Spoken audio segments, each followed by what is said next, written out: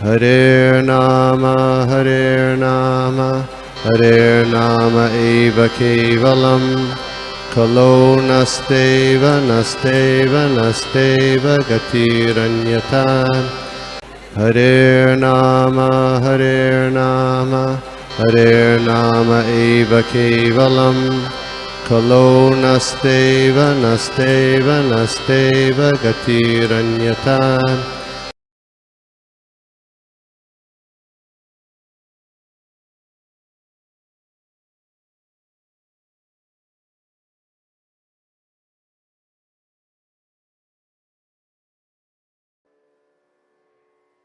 गलितं फलं शुकमुखादमृतद्रवसंयुतं पिबत भागवतं रसमालयं मुहुरहो रसिका भुवि भावुका नारायणं नमस्कृत्यं नरं चैव नरोत्तमं देवीं सरस्वतीं व्यासं ततो जयमुदीरयेत् नष्टप्रायेषु अभद्रेषु नित्यं भागवत सेवया भगवती उत्तमश्लोके भक्तिर्भवती नैष्टिकी। ॐ नमो भगवते वासुदेवाय। ॐ नमो भगवते वासुदेवाय। ॐ नमो भगवते वासुदेवाय।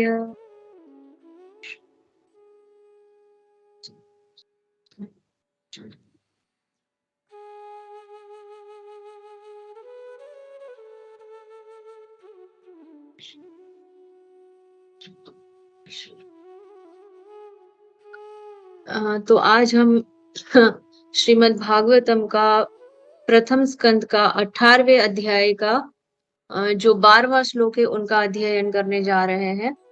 तो उनको रिसाइट करेंगे। कर्मण्यस्मिन्ना स्वासे धूम धूम्रात्मनां भवान् आपाय याति गोविंद पाद पद्मासवं मधु। अनुवाद। हमने अभी अभी इस सकाम कृत्य यज्ञ की अग्नि को संपन्न करना आरंभ किया है और हमारे कार्य में अनेक अपूर्णताएं होने के कारण इसके फल की कोई निश्चितता नहीं है।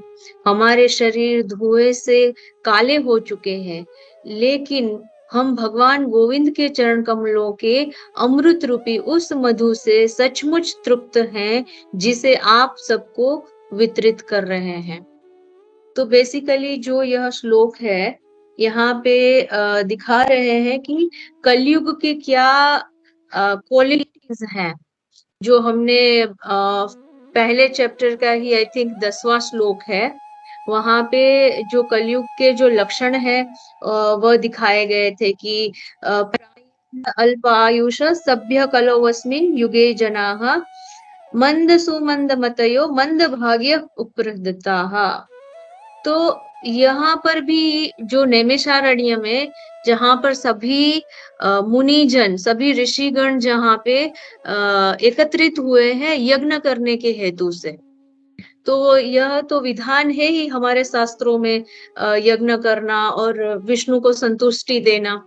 तो इनके साथ जो है यह इन सभी ऋषियों का ध्येय है कि वह सभी प्रकार के यज्ञ संपन्न करे, जिससे जन समाज में सुख शांति और समृद्धि और उनका कल्याण हो।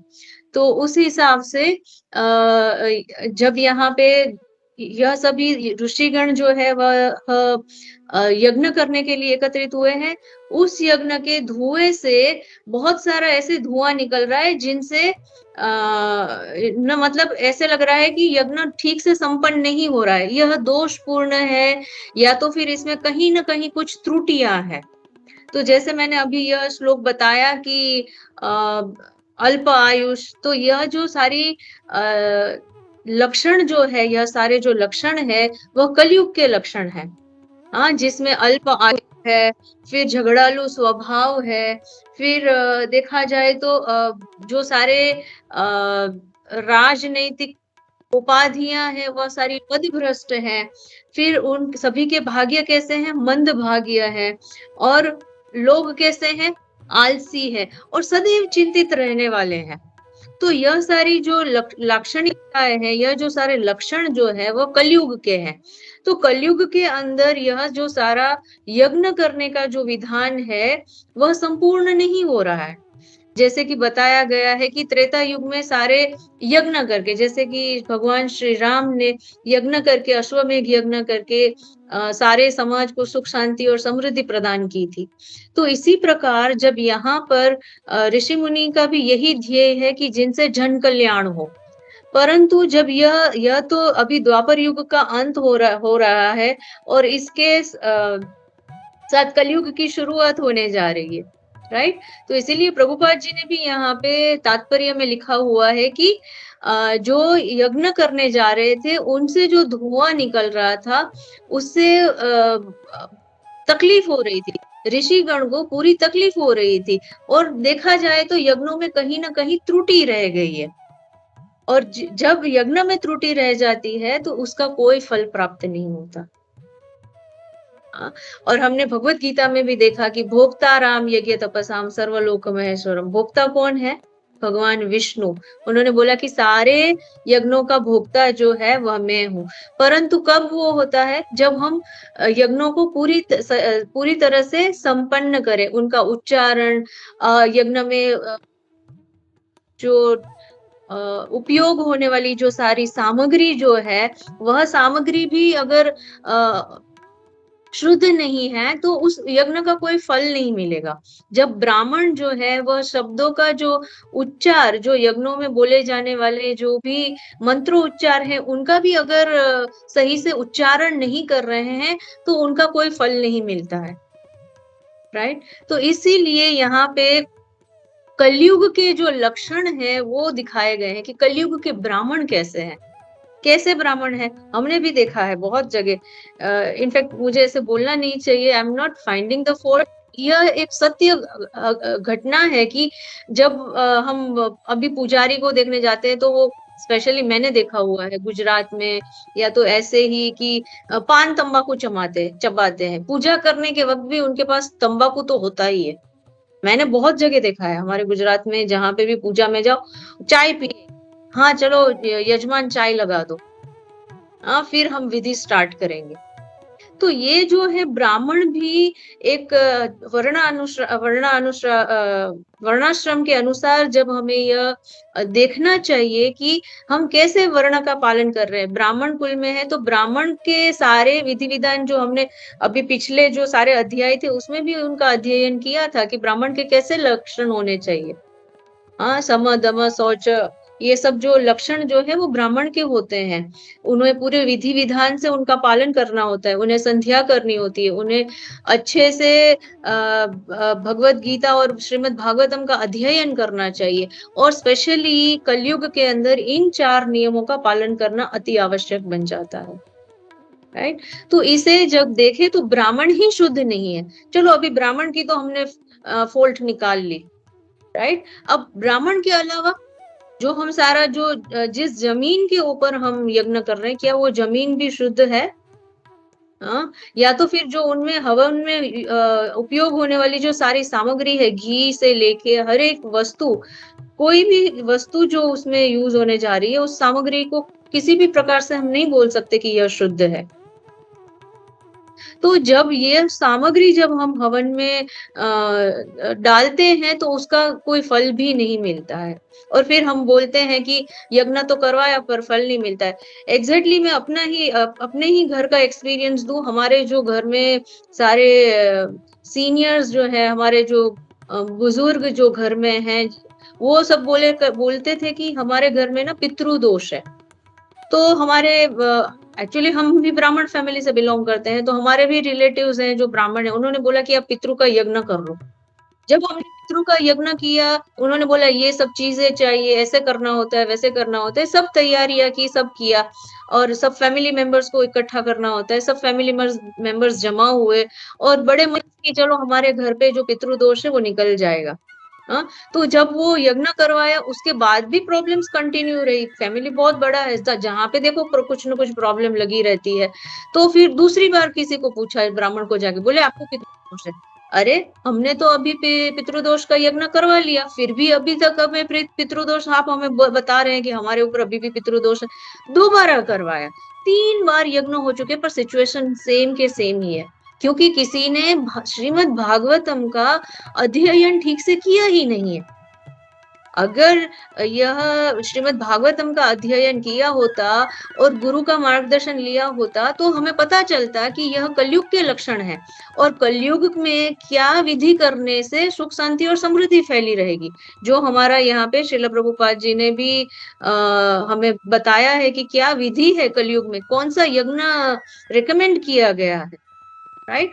तो यह सब जो, और क्या है, एक तो बात ये है कि आज का जो जमाना है, आज का जो युग है, वो फास्ट युग है, सब चीजें फास्ट चाहिए। अरे जब भी यजमान के घर जाए ना, आप ना जल्दी से फटाफट ये विधि खत्म करें, हमें ना दूसरा प्रोग्राम है, पार्टी करनी है।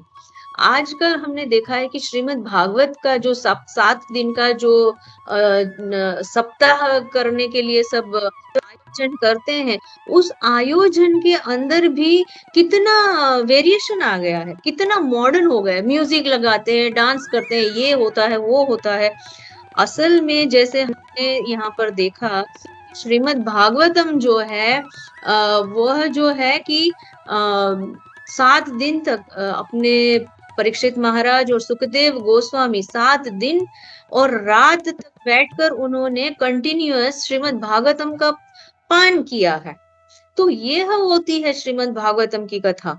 तो यह जो है सारा पॉल्यूटेड हो चुका है। इन सबको छोड़ो, इससे पहले के हमने क्लास में भी हमने बात की थी कि हमारे मन भी शुद्ध नहीं है। चलो मान लो सबका फॉल्ट निकाल लिया, पर जो हमारे अंदर स्वयं का जो फॉल्ट है वो कौन देखेगा? वो तो हम देखते नहीं है, क्योंकि यह भी कलयुग का ही लक्षण है कि हमें दूसरे लोगों में वो दिखाई देता है, अवगुण दिखाई देता है, हमारे खुद के अंदर तो अवगुण दिखाई नहीं देता। हमें भी भौतिक सुख लेने की क्षमा चाहती हूँ, ये बार बार यह यहाँ से मैसेज की वजह से डिस्टरबेंस हो रहा है, क्षमा चाहती हूँ। तो हमारे जो मन है उनके अंदर भी बहुत ही कलेश भरे हुए हैं। हम भी 6 अवगुणों से भरे हुए हैं, काम, क्रोध, मद, मात्सर्य, सारा का सारा जो है हमारे अंदर भी है। तो हम किस प्रकार से इन विधियों को समझें? हमारा मन भी तो शुद्ध होना चाहिए ना। ना हम गुरु की शरण लेते हैं, ना हम श्रीमद् भागवतम पढ़े, ना हम भगवत गीता पढ़े, ना कहीं जाके भगवत सेवा में हम लगे, और हमें इंस्टेंट रिजल्ट चाहिए। अच्छा ये यज्ञ करवा लो, इससे यह फल मिल जाएगा। अच्छा ये विधि करवा लो, इससे ये फल मिल जाएगा। अच्छा इतने मंत्र जाप कर लो, आपको ये फल मिल जाएगा। तो हमें आज यह जो हमारे कलयुग के जो लक्षण है कि हमारे जो पद भ्रष्ट नेता हैं या समाज के जो उच्च अधिकारी है, वह भी हमें कोई भी जो हमें एक मार्ग दिखाना चाहिए, सद्मार्ग दिखाना चाहिए, भगवान की शरण में ले जाने वाला मार्ग दिखाना चाहिए, वैसा अब कलयुग के अंदर कुछ भी नहीं है। तो इसीलिए जो सारी जो आउटकम है वो बिल्कुल ठीक नहीं आ रही है, और दिन ब दिन देशों के बीच में, राज्यों के बीच में, 2 समाज के बीच में, 2 फैमिली के बीच में इतना ही क्लेश बना रहता है, जिनको हम 3 उपाधि कहते हैं, आधि दैविक, आधि भौतिक एंड आध्यात्मिक। तो यह जो सारे क्लेश है वो हमारे अंदर लगे रहते हैं। हमारा मन जो है सदैव अशांत रहता है, एक के बाद दूसरा, दूसरे के बाद तीसरा एक विषय ढूंढ कर इनमें से सांसारिक सुख ढूंढने का प्रयास करता रहता है। परंतु चैतन्य महाप्रभु तो यह सब बात तो हमने यह की कि अरे कलयुग में ये अवगुण है, ये दोष है, ऐसा है, वैसा है। पर हम तो वैसे वाले स्टूडेंट हैं जो हर हर साल एक ही कक्षा में रहते हैं, आगे बढ़ते ही नहीं, इतना फेल होते हैं, इतना फेल होते हैं कि भगवत धाम पहुंचते ही नहीं है, उस ग्रेड से निकलते ही नहीं है। हाँ, तो चैतन्य महाप्रभु जो है वह भक्त के रूप में अवतरित हुए, और उन्होंने हमें हरे कृष्ण महामंत्र का उपाय दिया। तो यह हरे कृष्णा महामंत्र है, वह सारे जो अवगुण बोले या सारे जो ये असुविधाएँ हैं भगवत धाम ना जाने के लिए, जो हमारे अंदर अवगुण है, उससे उभर कर मात्र हरि का नाम लेकर पुनः भगवत धाम जाने का उपाय दिया है। उन्होंने बोला कि अच्छा चलो ये ना स्टूडेंट बिल्कुल आलसी है, बिल्कुल इंटरेस्टेड नहीं है और पता नहीं कितने टाइम तक ये इधर ही पड़ा रहेगा। हाँ, तो ईज़ी सॉल्यूशन दे दो। हम बोलते हैं ना बच्चों को एटलीस्ट थोड़ा-सा लिख लो तो 2-4 मार्क दे देंगे हम आपको। अ, एटलीस्ट पास होने तक का आप प्रयास करो, फिर 2-4 मार्क ऐड करके हम आपको नेक्स्ट ग्रेड में भेज देंगे। चैतन्य महाप्रभु ने भी वही किया कि कलयुग में यह सब कुछ होने के बाद व्यक्ति के अंदर इतना क्वालिफिकेशन नहीं रहेगा कि वह भगवत धाम वापस जाए। तो इसीलिए उन्होंने नाम संकीर्तन यज्ञ का उपाय दिया है। इसीलिए यहाँ पे जो अपना तात्पर्य है वहां पर भी प्रभुपाद जी ने यह लिखा है कि कलयुग के निर्लज लोभी ब्राह्मण अबोध जनता को ऐसे अनिश्चित यज्ञों का दिखावा करके फुसलाते हैं और यह शास्त्रीय आदेश नहीं बताते हैं। कलयुग में कोई भी सकाम यज्ञोत्सव संभव नहीं है, किंतु इस कलयुग में केवल एक ही यज्ञ संभव है, वह है भगवान नाम का सामूहिक कीर्तन। तो यहाँ पे जो नैमिषारण्य जो ये क्या बोलते हैं फॉरेस्ट है, वहां पर जब ये मुनिगण एकत्रित हुए हैं, वह भी भगवान के कार्यकलाप करने के लिए ही एकत्रित हुए हैं। वह भी भगवान का नाम सुन रहे हैं, भगवान की लीलाएं सुन रहे हैं और इन सभी चीजों से जो भौतिक क्लेश है, भौतिक अवगुण है, उनको उनसे परे होकर भगवान की लीलाओं में अपना मन जोड़ रहे हैं और उन्हीं का आस्वादन करके, उन्हीं का रसपान करके मग्न हो रहे हैं। परंतु यह जो बाधा यहाँ पर दिख रही है, वह है जो यज्ञ किया गया है उनमें से जो धुआं निकल रहा है और यह ना मतलब हम जो है वो यह सब चीजें नहीं समझ सकते कि कहाँ पे त्रुटि है, क्योंकि हमारे अंदर वो विजन रहा ही नहीं कि हम त्रुटि अपने में ढूंढे या तो हमारे हमारे जो भगवत धाम वापस जाने की जो विधि है, आज हम 16 राउंड कर रहे हैं, फिर भी हमारे अंदर भगवत नाम का टेस्ट नहीं जागृत हो रहा है। जैसे भगवान ने बताया ना शिष्टाष्टकम में कि मैं भगवान का आप नाम का जप कर रहा हूँ पर मेरे अंदर वो भाव नहीं आ रहा है। तो यह चीजें इनके ऊपर हम फोकस करते भी नहीं है कि अरे जैसे 16 माला हो गई खत्म, अपनी जो जप माला है वो सीधा टांग दी, ओके नेक्स्ट टारगेट क्या है। तो हमारा जो स्वभाव जो है यह भी चैतन्य महाप्रभु की कृपा है कि भगवत नाम लेते लेते एक दिन हम भी सुधर ही जाएंगे। यह हमारे आचार्यों का हमारे लिए 100% गारंटी है। इसमें कोई शंका नहीं है, कोई संदेह नहीं है कि हम भगवत धाम नहीं वापस जाएंगे, क्योंकि हमने भगवान के नाम का जप का शरण ले लिया है। तो यहाँ पर भी जो भगवान के सामूहिक, अभी दामोदर महीना चल रहा है, सब इतने जोश से सब जगह दामोदर आरती करने जा रहे हैं, हरे कृष्णा महामंत्र गूंज रहा है प्रत्येक घर के अंदर और प्रत्येक घर में दामोदर आरती हो रही है, जिनसे उनका अभी कार्तिक महीने का जो पुण्य है, जो फल है, वह मतलब 100 गुना बढ़ गया है। यह किसकी कृपा है? श्रीला प्रभुपाद की कृपा है, चैतन्य महाप्रभु की कृपा है, हमारे आचार्य गण की कृपा है, जिनकी कारण हमें यह भगवत भक्ति मिली है और यही भगवत भक्ति का हम प्रचार करके हमारे साथ असंख्य जैसे कि पतित जो आत्माएं हैं उनको भगवत धाम वापस ले जाने का हमें हमारे गुरु महाराज से, श्रीला प्रभुपाद से हमें यह आदेश मिला है कि हम इस आंदोलन में जुड़े। कौन सा आंदोलन?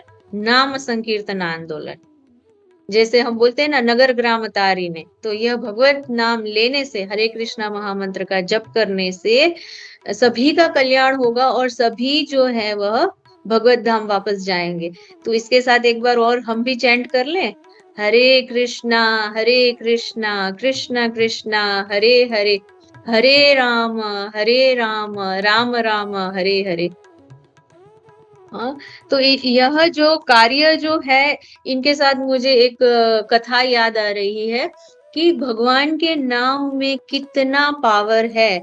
अगर हमने नेक्टर ऑफ डिवोशन भक्ति रसामृत सिंधु जब हमने पढ़ा होगा तो उनका श्लोक है कि अतः कृष्ण नामादीना भवेद ग्राह्यम इंद्रियैहि सेवोन्मुखे ही जिह्वादो स्वयं एव स्फुरत्यदः। भगवान की लीला, भगवान के नाम, भगवान के गुण और भगवान का रूप, अर्चा विग्रह, इसमें कोई भी भिन्नता नहीं है। जब हमने देखा कि त्रेता युग में यज्ञ का विधान विधि बताई गई थी, फिर द्वापर युग में मूर्ति पूजा की, अर्चा विग्रह की पूजा की विधि बताई गई थी, वैसे ही जो कलयुग है उनके अंदर नाम संकीर्तन की विधि बताई गई है। हरेर नाम एव केवलम कलौ वनास्ति व गतिरन्यथा। तो यह जो उपाय जो हमारे लिए बताया गया है, यही सबसे उत्तम है। तो हम जब शास्त्र का पठन करेंगे, अध्ययन करेंगे, तब जाकर हमें यह विधि पता चलेगी। हम में से ऐसे बहुत से भक्तगण हैं जो इनको पहले कृष्णा कॉन्शियसनेस से पहले नहीं पता था कि भगवान के नाम में इतना है कि और कुछ करने की जरूरत ही नहीं पड़ेगी। कलौ नास्ति व गतिरन्यथा, यह सब हमें पहले स्पेशली मुझे नहीं पता था कि भगवान के नाम में इतना इतना पावर है। हमें लगा कि भगवान को पूजने के लिए पता नहीं कौन से क्वालिफिकेशन चाहिए। हाँ, पर चैतन्य महाप्रभु ने बता दिया, स्मरणे न कालः, किसी भी क्षण हम भगवान का नाम ले सकते हैं। इसके लिए कोई समय और मुहूर्त देखने की जरूरत नहीं है।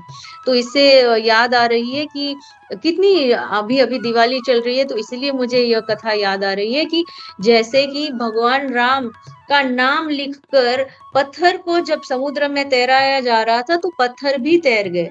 देखो कि भगवान के नाम में कितना पावर है, कितना यू नो पोटेंसी है कि उनके नाम से पूरा राम सेतु बन गया।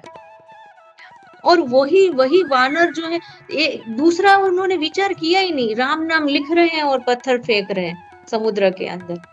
वैसे ही भक्ति सिद्धांत सरस्वती महाराज ने कहा है कि हमें भगवान की सेवा ऐसे करनी चाहिए, इतनी श्रद्धा से और इतने भाव से करनी चाहिए कि भगवान स्वयं हमें देखने को आए।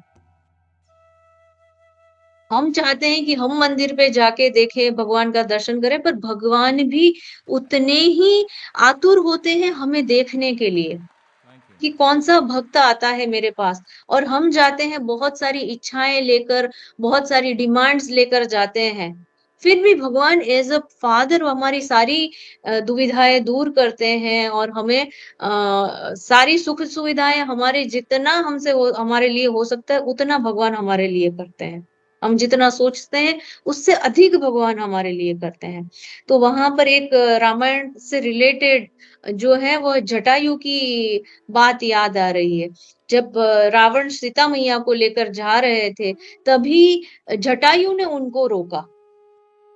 जटायु एकदम आयु में एकदम से वृद्ध है, उनके अंदर कोई इतनी शक्ति नहीं भरी है, पर जब उन्होंने देखा कि सीता मैया को लेकर जा रहे हैं, वो रावण से भिड़ पड़े। कहाँ रावण और कहाँ जटायु।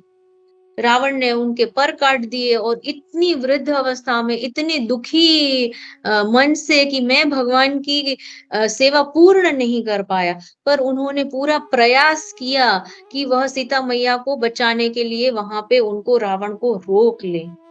यह जो उनकी भगवत सेवा थी, वो जैसे ही जमीन पर गिरे उनके मुख से निकलता रहा राम राम राम राम। भगवान जैसे ही आए, उन्होंने जटायु को देखा कि उनकी ऐसी हालत कैसे हुई। तब जटायु ने बताया कि माँ सीता को ऐसे रावण लेके गया है। तो देखो कि कहने का तात्पर्य यह है कि भगवान का नाम लेने से भगवान वहां पे उपस्थित हुए। कौन मुझे पुकार रहा है, कहीं से तो मेरे नाम की आवाज आ रही है। जब जाकर देखा तो यह जटायु इतना पीड़ित अवस्था में भगवान राम का नाम ले रहा है।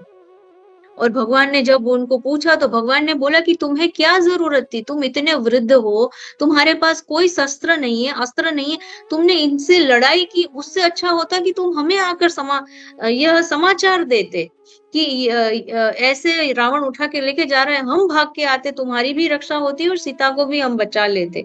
हाँ, पर बहुत ही सुंदर उत्तर दिया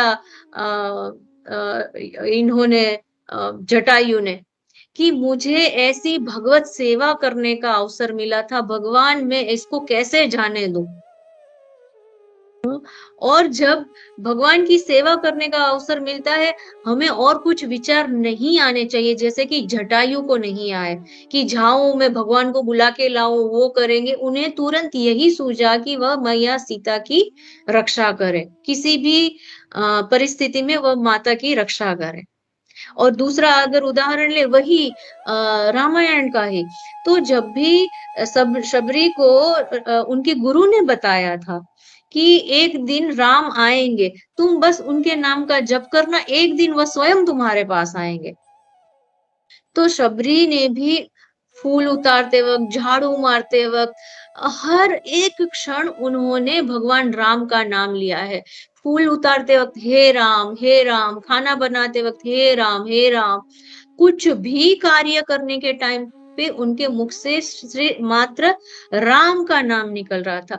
भगवान आए, उनके जूठे बेर खाए, तो भगवान के नाम में इतना इतना रहस्य छिपा हुआ है कि भगवान दौड़ते चले आएंगे। और एक गाना भी है ना, बुलाओ भगवान दौड़े चले आएंगे, कुछ ऐसे ही है ना, बुलाओ तो भगवान दौड़े चले आएंगे। पर उतने ही भाव से हमें भगवान की भक्ति करनी है, जैसे कि भगवान स्वयं यहाँ पर आ जाए। जैसे कि वो एक श्लोक भी है चैतन्य चरितामृत का, कि नाम चिंता मणि विग्रह, चैतन्य रस विग्रह, पूर्ण शुद्धो नित्य मुक्तो, अभिन्नत्वम नाम नामे ही। अभिन्नत्वम, भगवान और भगवान का नाम, उसमें कोई भी भेद नहीं है, वह अभिन्न है। और यह तभी हम सब समझ सकते हैं, सेवोन्मुखे ही जिह्वादो स्वयं एव स्फुरत्यतः। जब हम भगवान के नाम का जप करेंगे और प्रसाद खाएंगे, तभी यह जो भिन्नता है, जो हम अभेद जो है, वह तब हम समझ सकते हैं। हाँ, तो यहाँ पर यही तात्पर्य में चैतन्य क्षमा चाहती हूँ, हाँ, यही तात्पर्य में श्रील प्रभुपाद जी ने भी यही बताया है कि रेफरेंस दिया है ब्रह्म वैवर्त पुराण में भी। विष्णु शिव जी से कहते हैं कि कलयुग में लोग विविध प्रकार की चिंता से घिरे होने के कारण सकाम कर्म तथा दार्शनिक चिंतन में व्यर्थ ही श्रम करेंगे। जैसे हमने 2-3 बार वह पितृ यज्ञ करवा लिया, हाँ, किंतु यदि वे भक्तिमय सेवा में लगे तो परिणाम अधिक निश्चित होगा और शक्ति का भी क्षय नहीं होगा। दूसरे शब्दों में, भगवान की भक्तिमय सेवा के बिना आध्यात्मिक साक्षात्कार के लिए या तो भौतिक लाभ के लिए जो कुछ भी किया जाएगा वह फलदायी नहीं हो सकता। तो जो प्रभुपाद लिखते हैं ना, उसमें तो दूसरा कोई विचार करने की कोई आवश्यकता ही नहीं है। सीधा सीधा यहाँ पे लिखा गया है कि श्रमेव ही केवलम। हम यहाँ पर कुछ भी भगवत नाम के अलावा कुछ करते हैं तो वह पूर्णतया अनिश्चित हो जाती है। परंतु जब हम भगवान का नाम लेते हैं, संकीर्तन यज्ञ करते हैं, तब जाके निश्चित रूप से फल मिलेगा। तो यह गारंटी दी हुई है यहाँ पे। हमें आजकल आदत हो गई है ना सब चीजों की, वॉशिंग मशीन की, फ्रिज की, लैपटॉप की, कंप्यूटर की, सबकी हमें गारंटी चाहिए। यह गारंटी है जो भगवत गीता में भगवान श्री कृष्ण ने भी दी है। सततम कीर्तयन्तो माम, कीर्तयन्तो माम, भगवान ने भी कहा है सततम कीर्तयन्तो माम भजताम प्रीति पूर्वकम।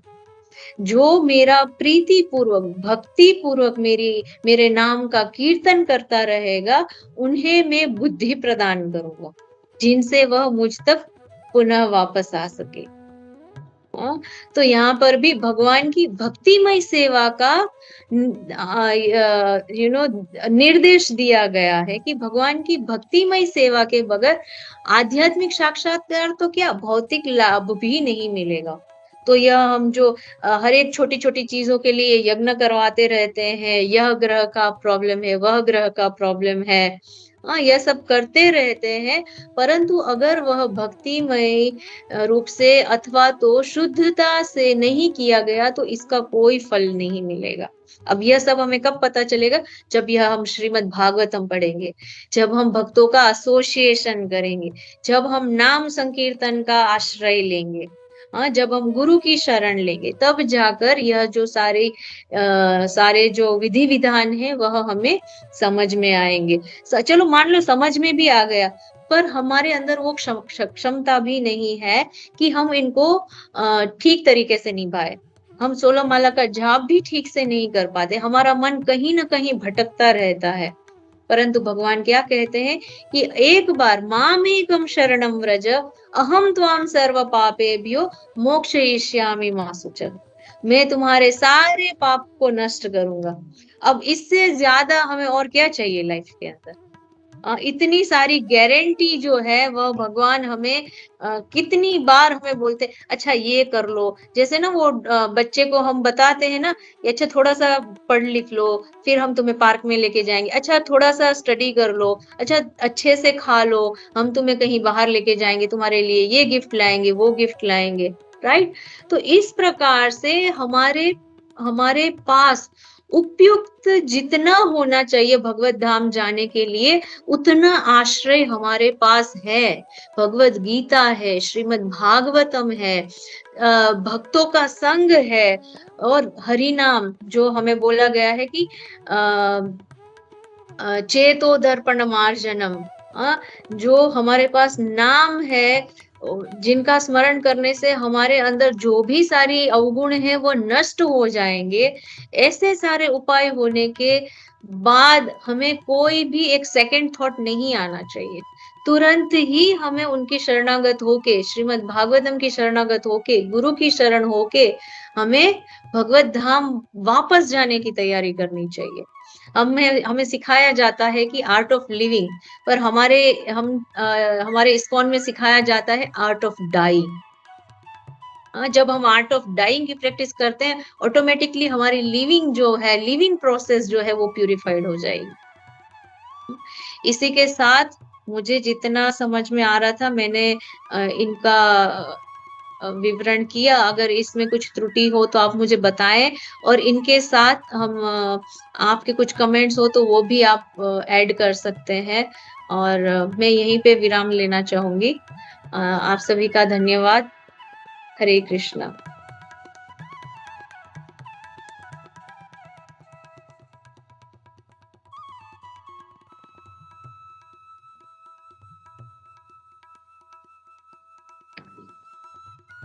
हरे कृष्णा कृष्णा कृष्णा हरे हरे, हरे Ram Ram Ram Hare Hare. Thank you so much माता जी, जबरदस्त क्लास।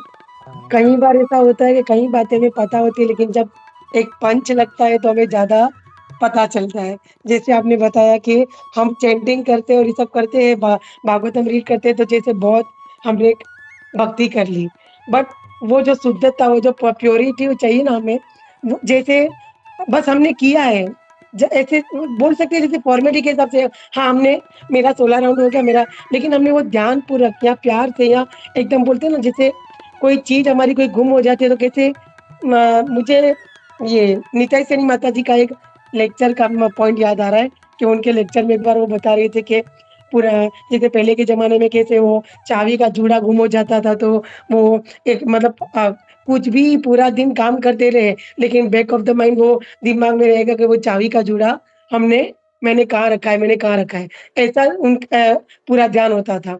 तो हमारी भक्ति भी ऐसी होनी चाहिए कि हम भले कुछ भी करें लेकिन back of the mind Krishna का ही नाम हमारे दिमाग में होना चाहिए। तो हम चैंटिंग करते हैं, भागवत हम सब पढ़ते हैं, लेकिन हमारा पूरा कॉन्संट्रेशन, हमारा पूरा ध्यान उसमें भक्ति में होना चाहिए और जितना हो सकते उन उसमें हमें शुद्धता लानी चाहिए। तो ये पॉइंट मुझे बहुत अच्छा लगा एंड ये बात याद आई। और दूसरा एक आपने जैसे बताया कि है एक अलग टॉपिक, लेकिन जैसे आपने बताया था कि पुजारी जो होते हैं काफ़ी इंडिया में, जैसे हमने देखा है, सुना है कि मुँह में पान चबाते रहते हैं, जूठा ये सब करते रहते हैं।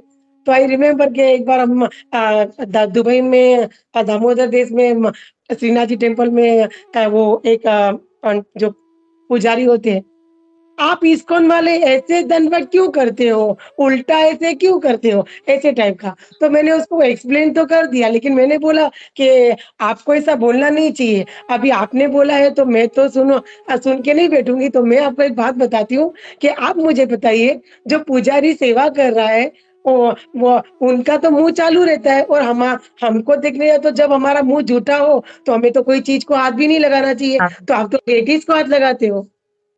तो हुँ। उन्होंने बोला, "नहीं, नहीं, नहीं, आपको ऐसा नहीं बोलना चाहिए।" मैंने बोला, "नहीं, हम लोग दंडवत करते हैं तो आप बोलते हो कि आप ऐसा क्यों करते हो, ऐसे क्यों करते हो?" तो आप मुझे बताओ कि झूठा मुँह करके नहीं, वो तो चलता है, वो पुजारी है, पूजा करते हैं, ये है, वो। मैं बोला, "नहीं, वैसे देखना हो तो मुँह झूठा होता है तो हमें कोई चीज़ को हाथ नहीं लगाना चाहिए, तो आप तो लेडीज़ को हाथ लगाते हो।" तो ऐसा जस्ट 1-2 बातें याद आ गई जो आपने बताया था। But thank you so much माताजी, पूरा क्लास बहुत अच्छा था and I am Krishna sure सच सबको भी बहुत पसंद आया अच्छा। होगा। सब अपने पॉइंट्स ऐड कर सकते हैं। Thank you so much and हरे कृष्णा।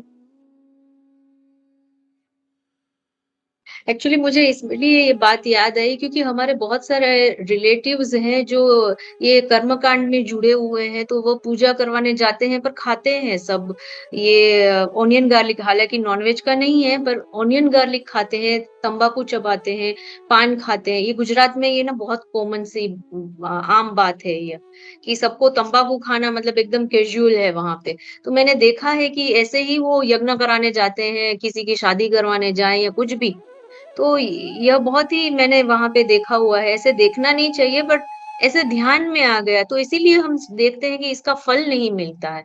फिर हम बोलते हैं कि हमारा पितृ दोष अभी तक नहीं गया, अभी तक है।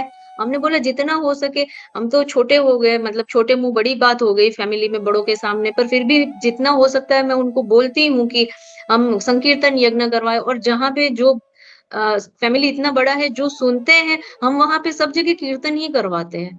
कुछ नहीं करना है, कुछ आता नहीं है, प्रॉपर हम मंत्रों के उच्चार नहीं कर सकते, ठीक से बोल नहीं सकते, बाकी सब तो छोड़ो। तो यह जो एक आसान-सा तरीका है, अब इससे आसान क्या होगा? भगवत धाम जाने के लिए हरि नाम से ज़्यादा अब और क्या हो सकता है?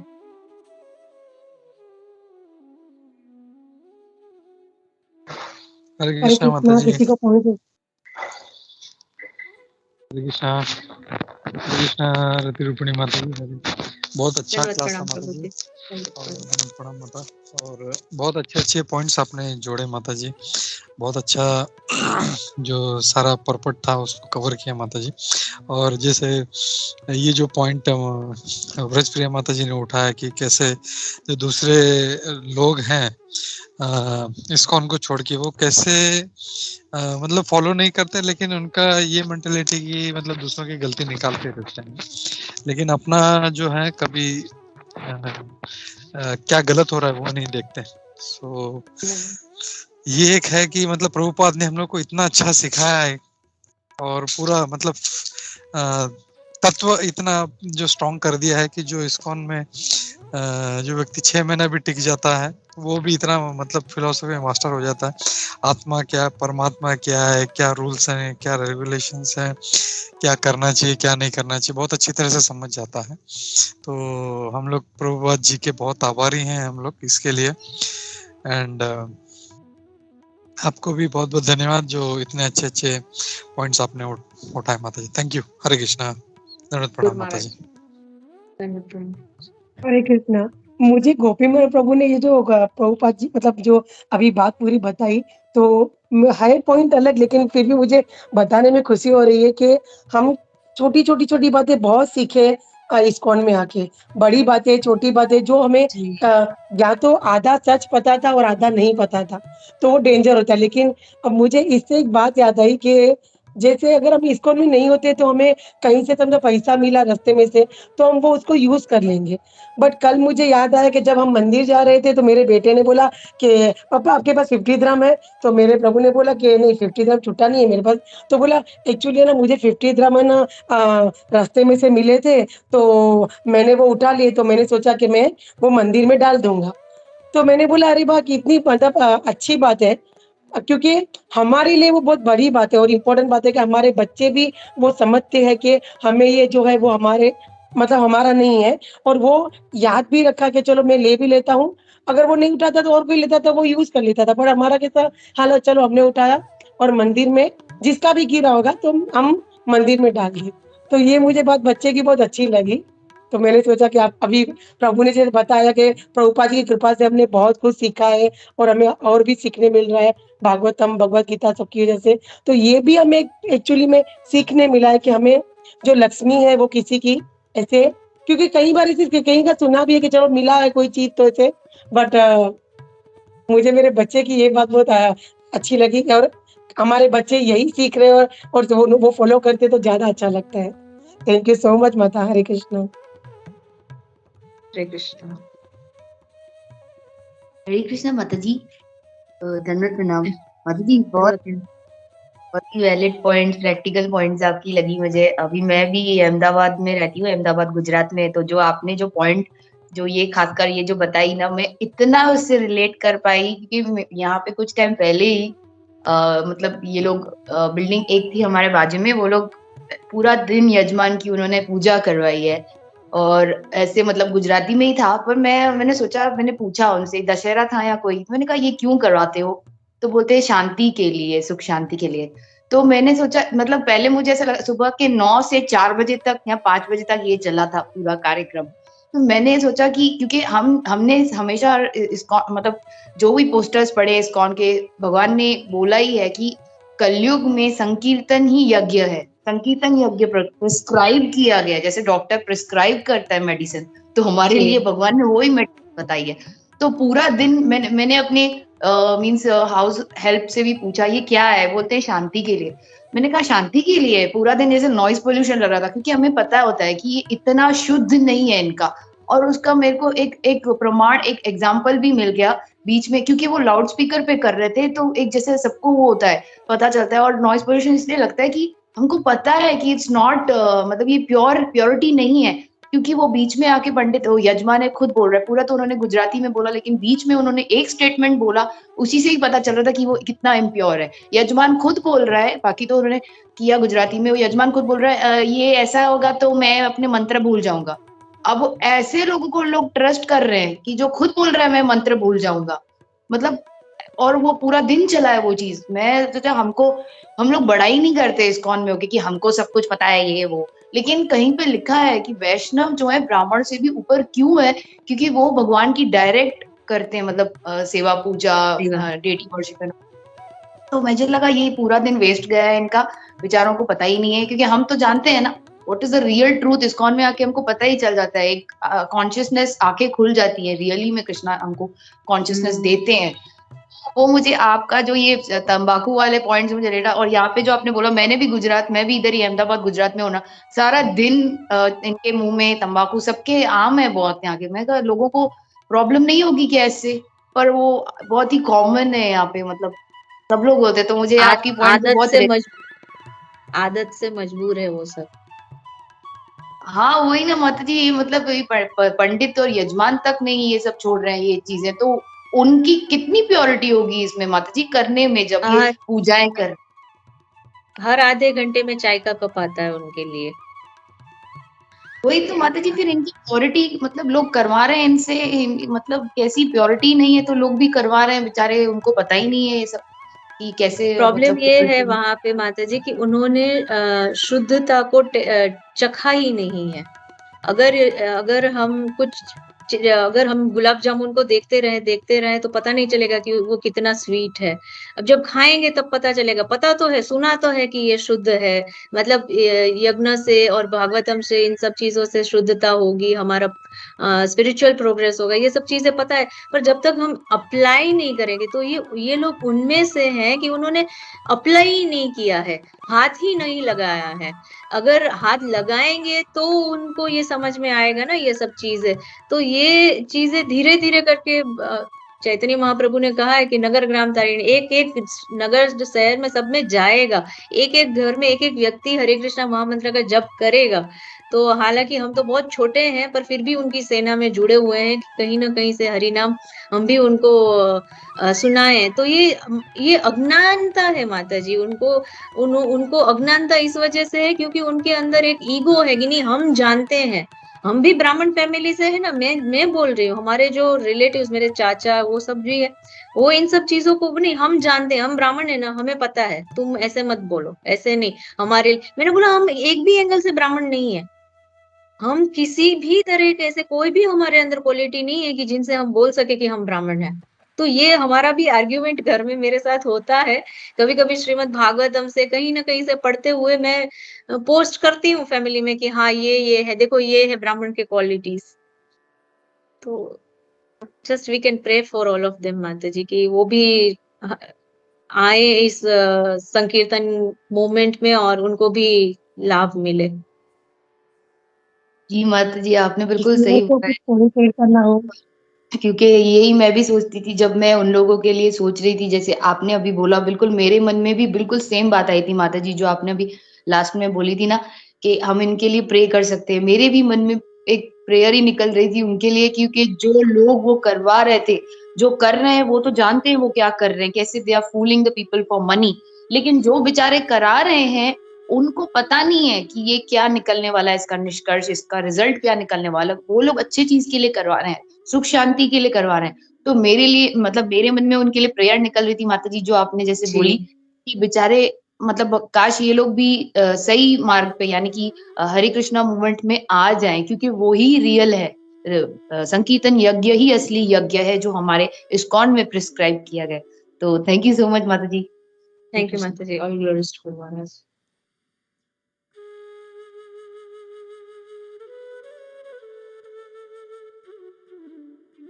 हरे कृष्णा, दंडवत प्रणाम। थैंक यू माता जी। तो अभी यहाँ पे जो जय माता जी जिनको बिचारी बोल रहे थे माता जी, एक्चुअली बिचारे नहीं है, it is cheaters and the cheated. क्योंकि हम ऐसे लोगों को अगर बताएंगे भी, उनको बस ये चाहिए कि धन कैसे प्राप्त हो, they are not interested in spiritual life और अल्टीमेट गोल।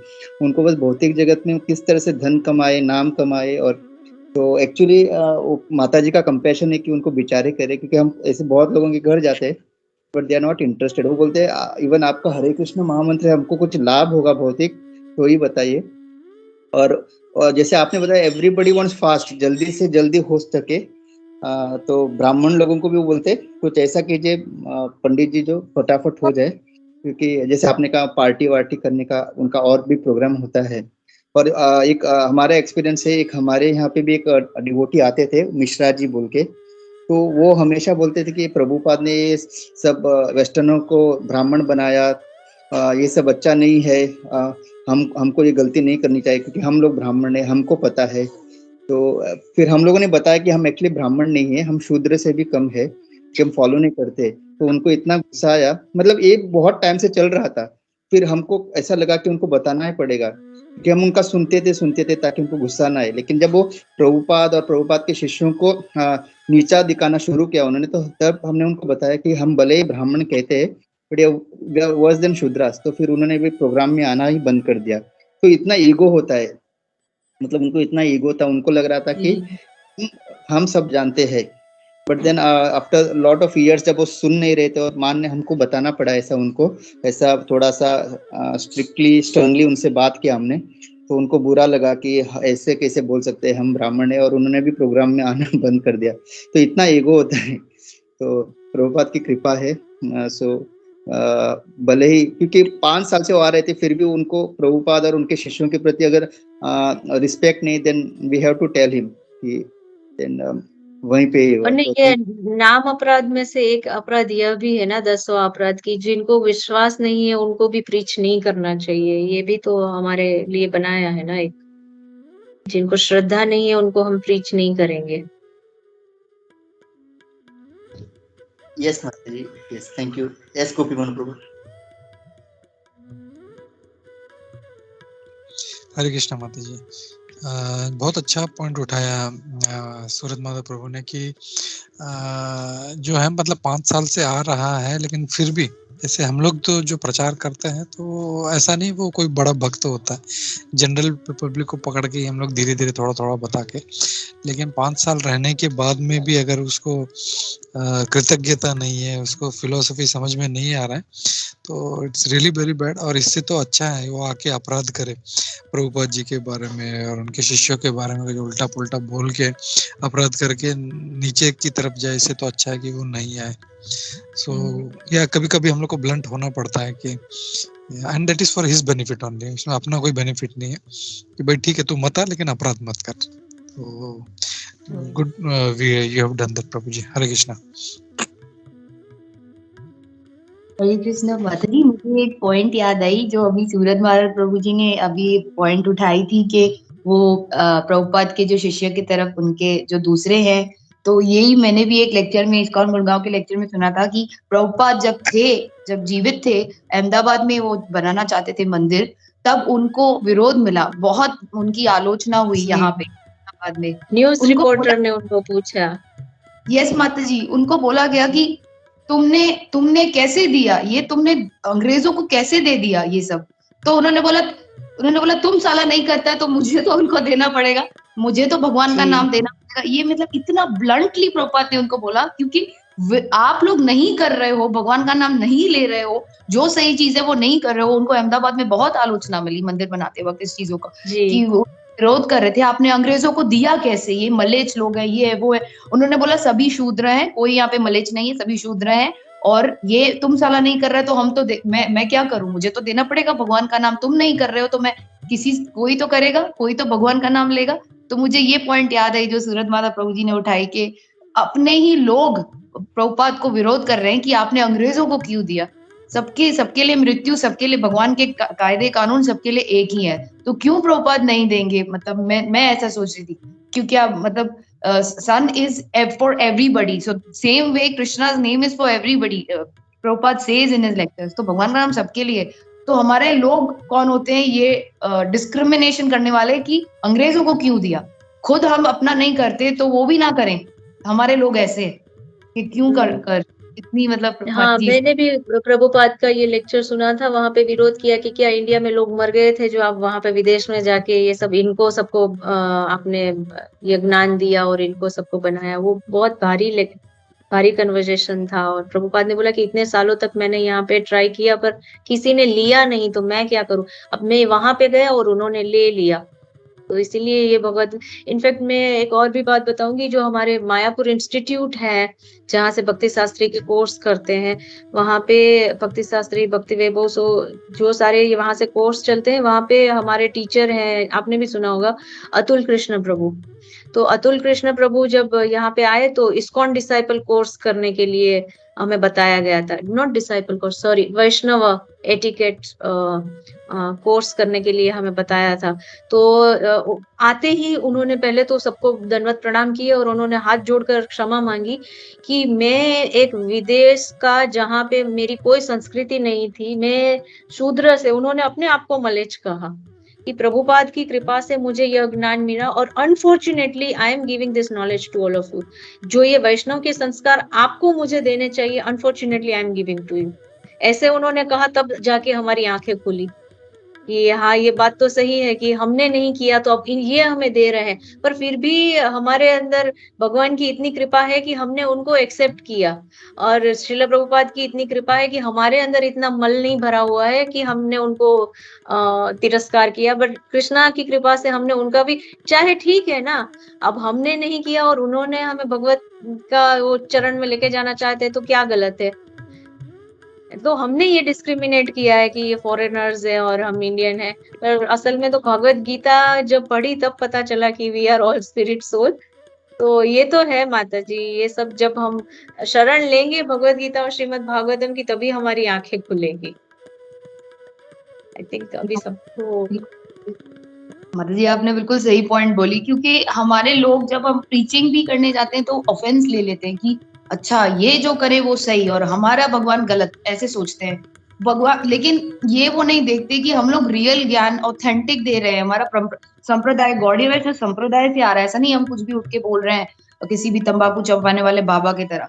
और प्रभुपाद उनको अपने अंग्रेज और फॉरेनर शिष्यों को व्हाइट एलिफेंट्स बोलते थे, ये भी मैंने किसी लेक्चर में सुना था। लेकिन फिर भी वो लोग बुरा नहीं मानते थे कि प्रभुपाद हमको व्हाइट एलिफेंट बोलते हैं। लेकिन हमारे इंडियन लोग बहुत हर छोटी छोटी चीज पे बुरा मान देते हैं। हम जब भी प्रीचिंग करना है तब हमको ये सामने आता है, तो हम सोचते हैं कैसे अभी प्रीच करेंगे, तो छोटी छोटी बात पे बुरा मान लेंगे। इससे अच्छा हम थोड़ा जितना हो सकता है उतना करके भगवान की कृपा हाथ जोड़ के करके जाते हैं फिर वहां से। मैं तो ऐसे ही करती हूँ क्योंकि हम सोचते हैं ना उनको ज्यादा बोलेंगे तो बुरा ना लगे, क्योंकि वो सोचते हैं कि तुम ऐसे कैसे बोल सकती हो कि कृष्ण भगवान सबसे ऊपर है, शिव जी भी सबसे ऊपर है, ये वो। फिर हम सोचते हैं कि ज्यादा बहस हमको नहीं आता है, तो हम बस बोल के ठीक है आप प्रोग्राम है, आप आ जाओ, आपको अच्छा लगे तो। क्योंकि अगर हमने इतने शास्त्र नहीं पढ़े या हमारा वो नहीं है इतनी वो कैपेसिटी, तो हम मीन्स रिस्पेक्ट के हिसाब से फिर उतना ही करके भगवान के तरफ प्रेयर करके कि भगवान आप ही इनको ले आइए वो करके रह रहते हैं हम जैसे छोटे छोटे मोटे जूनियर लोग।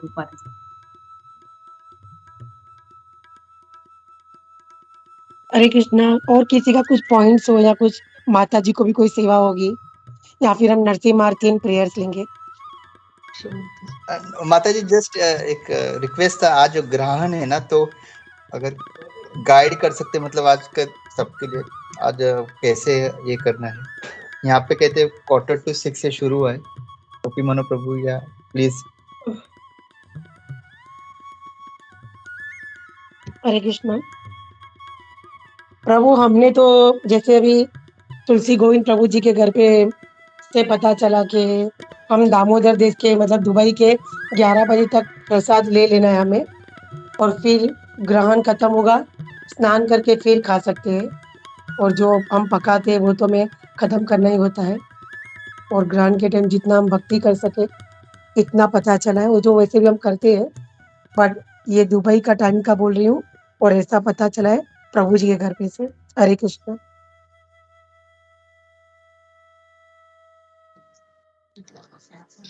हरे कृष्णा माता हरे जी, कृष्णा। Can I leave?